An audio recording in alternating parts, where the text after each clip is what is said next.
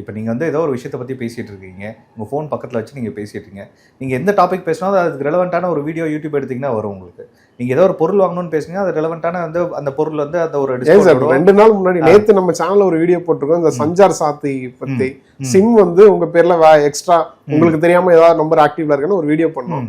நேற்று நைட்டு ஒரு 12:30 மணிக்கு அது ரிலேட்டடா ஒரு மெசேஜ் வந்திருக்கு. ஸோ இப்போ ஆல்ரெடி நடந்துட்டு தானே இருக்கு. இதுக்கு மேலே நடக்குன்றத விட நடந்துட்டு தானே இருக்கு. ஸோ அது வந்து ஒரு காமனான விஷயமா இன்னைக்கு நம்ம எடுத்துக்கிறோம். அது ஒரு ஆச்சரியமா நம்ம பார்க்கல. இதே ஒரு 10 வருஷத்துக்கு முன்னாடி ஆச்சரியமா நம்ம பார்த்தோம். இப்போதான் நினைச்ச உடனே வருதே அப்படின்னு நம்ம ஆச்சரியமா பார்த்தோம். இன்னைக்கு அது ஒரு காமன் விஷயமா ஆயிடுச்சு. ஸோ அதே மாதிரி தான் இன்னைக்கு வந்து டெக்னாலஜி நாளைக்கு ஒரு காமனான ஒரு விஷயமா மாறதுக்கு வாய்ப்பு இருக்கு.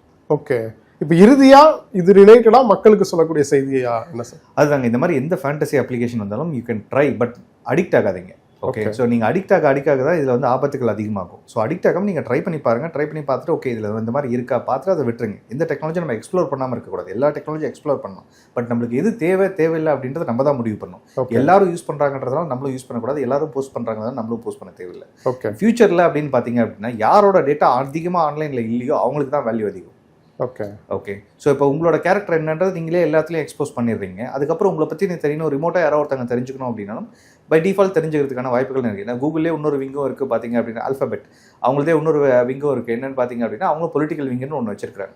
Okay, so most of the கண்ட்ரீஸில் எலெக்ஷன்ஸ்க்கெல்லாம் அந்த பொலிட்டிக்கல் விங் தான் போய் கேம்பெயின் பண்ணுறது எல்லாமே பண்ணி கொடுப்பாங்க. நம்மளுக்கு தெரியாது.